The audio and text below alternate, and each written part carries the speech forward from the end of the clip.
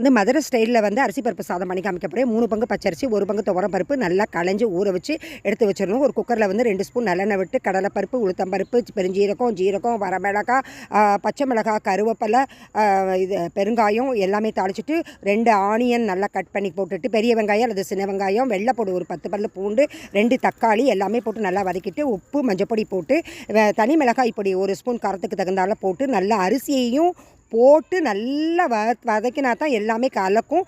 அப்புறம் 1 பங்கு அரிசிக்கு 2 பங்கு தண்ணி விட்டு, இன்றைக்கி நான் 3 டம்ளர் அரிசி இருக்குது, மொத்தம் 300 அரிசிக்கு 6 டம்ளர் தண்ணி ஊற்றிருக்கேன். 2 விசில் தான். கேஸை ஆஃப் பண்ணிவிட்டு அந்த அடுப்பு சூட்லேயே இருந்து அப்படியே எடுத்து விட்டிங்கன்னா பொலன்னு அரிசி பருப்பு சாதம் வந்து ரெடி ஆகிடும். இது கோயம்புத்தூர் சைடில் ரொம்ப ஃபேமஸ்ஸு.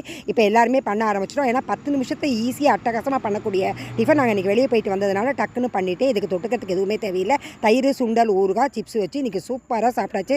ரொம்ப பிரமாதமாக